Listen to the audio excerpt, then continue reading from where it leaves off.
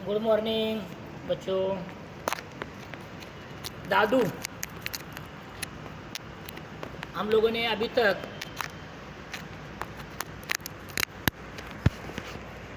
दादूची माहिती घेतली आणि एवढं बाकी पक्कं झालं की लेखकाला दादूनं आपल्याविषयी जास्त माहिती सांगितली नाही आणि जी काय माहिती मिळाली त्याच्यावरून कळतं की दादूचा मुलगा जो आहे तो सोलापूरला एका कोणत्या तरी गिरणीमध्ये कामाला आहे आणि त्याची मिसेस दादूची बायको जी आहे ती ते मटकी विकण्याचं काम करते।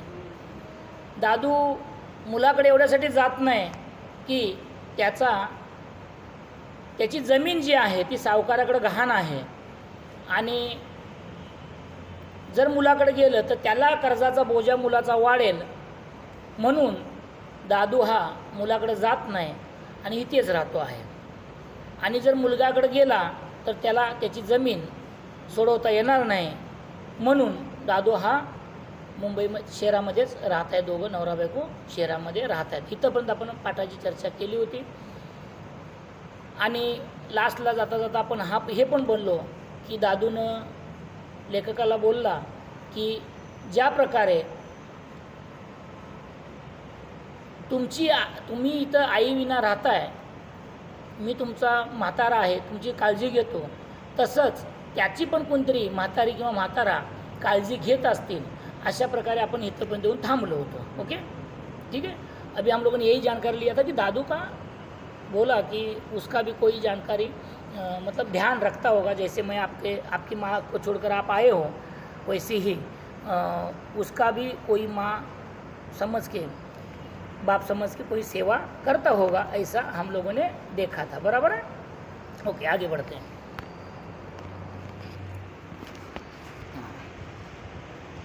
3 महिन्यात दादूंनी माझी कमीत कमी 3 वर्षाची ओळख आहे असे वाटू लागले। क्रिकेट जोरात सुरू झाला मुळे कित्येकदा रात्री 8 वाजेपर्यंत मी बिराडी येत नसे। बिराडी म्हणजे कुटुंबाला परत जिथं आपण राहतो ती जागा म्हणजे बिराडी म्हणतात। पण मला यायला उशीर झाला आणि डब्यातला भात निवून गेला तर दादू लगेच स्टोव पेटवायचा।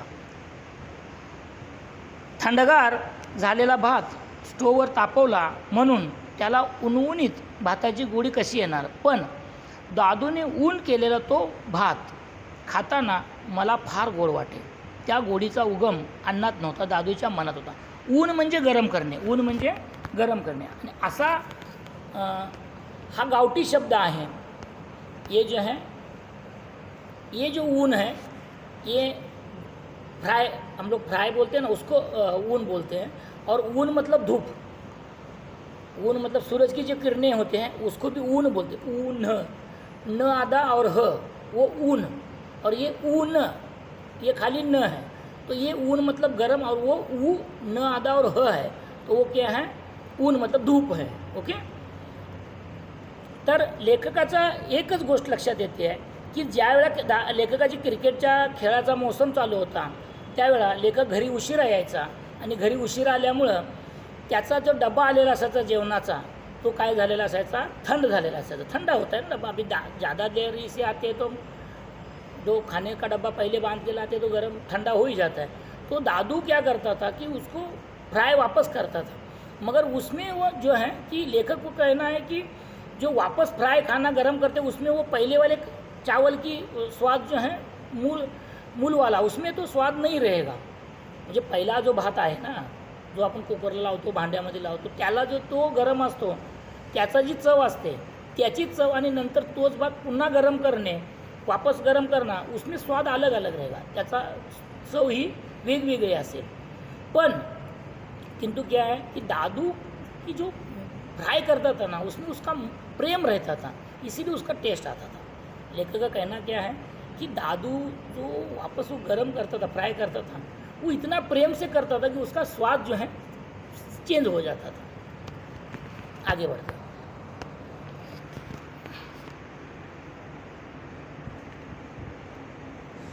एक रविवारी दादूची स्वारी क्रिकेटच्या मैदानावर दिसली।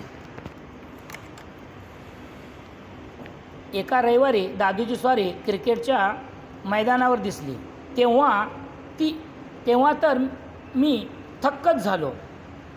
रात्री मी त्याला विचारले तेव्हा म्हातारा लाजेने अगदी चूर झाला. चूर मतलब थोडा शरम होना, हां, लाजणे चूर झाला, लाजणे, शरम आना थोडासा असं. पण थोड्या वेळाने त्याने ते कारण सांगितलं.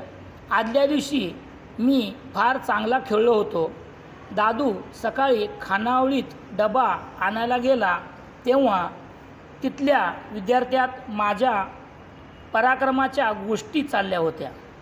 त्या ऐकून दादूला वाटलं आपल्याला साहेबांच्या खेळाची सारे लोग इतकी स्तुती करतात तेव्हा आपणही तो पाहावा.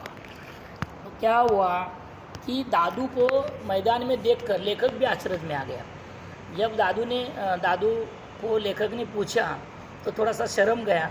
शर्माने के बाद क्या बोलते उसके मतलब लाज, मराठीत तरी लाज नाही बोलतात, मग असं लाजतं माणूस. तर तो म्हणून गेला की ज्या वेळेला लेखकाचा डब्बा दादू आणायला गेला होता त्यावेळा त्यांचे जे मेसमधले मित्र आहेत ते लेखकानं किती चांगल्या प्रकारे क्रिकेट कसा खेळला हे सांगत होते. मग दादूला ते राहवलं नाही म्हणून दादू काय करायला गेला, मैदानामध्ये प्रत्यक्ष सामना पाहायला गेला. मतलब ये है कि जब दादू लेखक का डब्बा लाने गया था तब लेखक के बारे में वहाँ के जो उसके दोस्त लोग हैं वो चर्चा कर रहे थे कितनी अच्छे से खेलता है, क्या कर, मतलब स्तुति कर रहे थे. तो दादू को रहा नहीं गया और मतलब उसको ऐसा मन में उसकी उत्कटता जाग गई कि लेखक मेरा इतना अच्छा खेलता है, मेरा जो मालिक है वो साहब इतना अच्छा खेलता है, इसीलिए दादू क्या हो गया मैदान में देखने के लिए चला गया. ठीक है, आगे.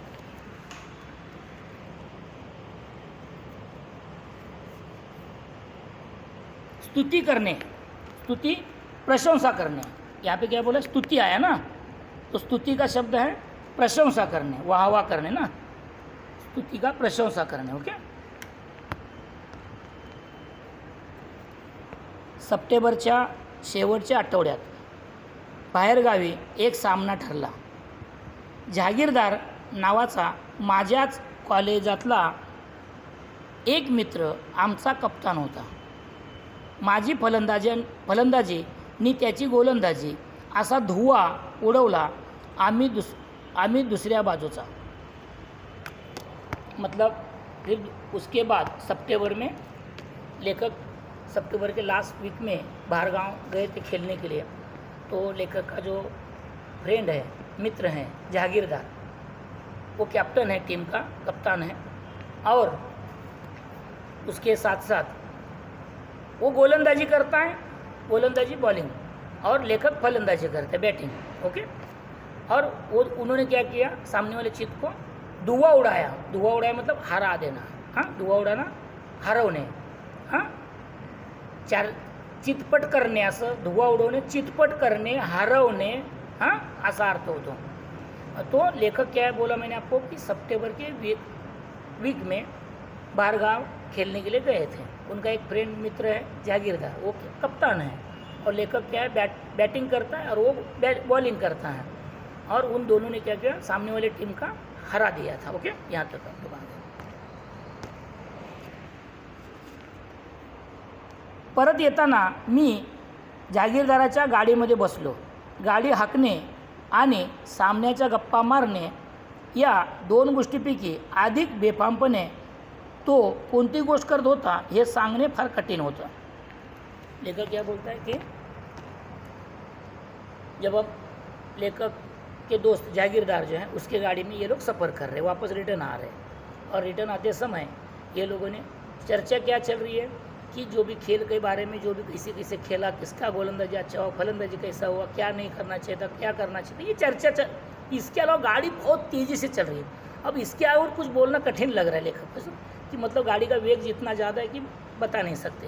म्हणजे लेखकाच्या गाडीचा वेग, त्या जहागीरदार जो गाडी चालवत होता त्याच्या गाडीचा वेग हा सगळ्यात जास्त होता. याच्याबरोबर की त्या क्रिकेटच्या मैदानातल्या गोष्टी, ह्याच गोष्टीवर चर्चा चालू होती की बाबा कोणी कसं खेळलं, कोणीचं चुकीचं होतं, कोण बरोबर होतं, ह्याच गोष्टीची चर्चा त्यांची जोरजोरात चालू होती.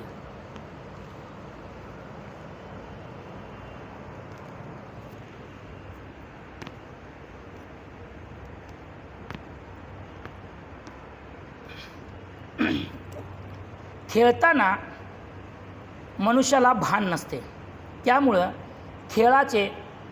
खेळाच्या श्रमाने माझे अंग किती आंबून गेलं आहे याची कल्पना गाडीत बसेपर्यंत मला आली नाही. मग मात्र अंग ठणकू लागलं. क्या होता है, अभी देखो आप लोग क्रिकेट खेलते हो या कोई भी गेम खेलते हो, खेलते समय अपने को कुछ भी पता नहीं चलता है, तब अपना शरीर दुखता नहीं है, कुछ भी तकलीफ़ नहीं होती है, पसीना तक नहीं आता है. मगर जब आप खेल के रुक जाते हो तब फिर कोई शरीर का ये पार्ट दुखता है बॉलिंग करने वाले का, या कुछ बैटिंग करने वाले का कमर दुखेगा, कुछ होएगा, पैर दुखेगा, ये बाद में होता है, खेलते समय तो कुछ नहीं होता है. तो लेखक का भी ऐसी है कि जब लेखक के गाड़ी में जागीरदार जो मित्र है उसके गाड़ी में बैठने के बाद तब लेखक को पता चला कि शरीर कितना दुख रहा है. यहाँ पर एक भान शब्द आया है. भान मतलब कोई ध्यान में नहीं रहता है. भान मतलब ध्यान में नहीं रहना. भान मतलब ध्यान में नहीं, मतलब उस चीज़ के अलावा कोई दूसरी जगह एकाग्रता दूसरी चीज़ होती नहीं. जब हम खेलते हैं, कोई भी गेम खेलते हैं, तब गेम में उसी की तरफ पूरा अपना तन मन पूरा शरीर एकाग्र रहता है. उस समय देखो कभी भी अपने मन में दूसरे विचार आते ही नहीं है. जब हम मैदान में खेलते हैं कोई भी, तब कोई विचार दूसरा आता ही नहीं है. बस उस समय क्रिकेट है, फुटबॉल है, बैटिंग बॉलिंग कबड्डी, बस वही समझ में आता है कि सामने वालों को चितपट करना है या क्या करना है, उसके बारे में ही चर्चा हमारे दिमाग में रहती है, बाकी कोई चर्चा रहती नहीं है. तो लेखक का भी ऐसे ही हुआ. जब लेखक वहाँ पर खेल रहा था तभी उसको कुछ भी उसका ध्यान नहीं है बाकी चीज़ों का. मगर जब गाडी में बैठ गए तब उनको शरीर उसका दुखणं. गाडीवर बसल्यानंतर म्हणजे खेळ हा शेवटी असंच असतं. खेळामध्ये कुठला पण तुम्ही खेळ खेळा, खेळताना तुमच्या ध्यानी मनी काही नसतं, पण तुम्ही खेळल्यानंतर तुमच्या लक्षात येतं की खेळून झाल्यानंतर की बाबा माझा हात दुखतोय, माझा पाय दुखतोय, माझी कंबर दुखते, ह्या गोष्टी या नंतर कळतात.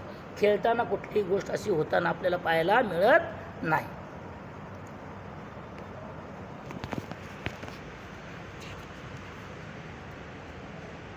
बस यहाँ तक हम लोग देखते हैं कि यहाँ तक आ गए हम लोग कि लेखक सोलापुर में चला गया है क्रिकेट खेलने के लिए सितंबर के हफ्ते में, और वापस आ रहे हैं. वापस आते समय लेखक को क्रिकेट के अलावा और भी चर्चा पूछनी हो रही थी. तब उसको खेलते समय उसको कुछ भी ध्यान में नहीं आ रहा था. मगर लेखक जब उसके दोस्त जहांगीर की गाड़ी में बैठा, जो कैप्टन टीम का है, उसकी गाड़ी में जब बैठे तो बैठने के बाद शरीर में दर्द होना शुरू हुआ. यहाँ तक हम लोग आ गए हैं. मतलब ये एकच आहे की लेखक सोलापूरला सप्टेंबरच्या शेवटच्या आठवड्यामध्ये गेलेला आहे आणि जाऊन खेळून येताना ज्या वेळा गाडीमध्ये लेखक बसला त्यावेळेला त्याच्या शरीरामध्ये शरीर दुखायला लागलं आणि खेळताना त्याच्या कुठल्याही गोष्टीकडे भान म्हणजे ध्यान, की एक खेळाच्या व्यतिरिक्त कुठली पण लक्ष त्याचं दुसरीकडे विचलित झालं नव्हतं. आणि आता लेखक गाडीमध्ये बसलेला आहे आणि बसल्यानंतर त्याच्या लक्षात येत आहे की आपण खेळताना दुखापत झालेली आहे. ओके, या इथंपर्यंत आलो आपण. बाकीचा पाठ उद्या. धन्यवाद.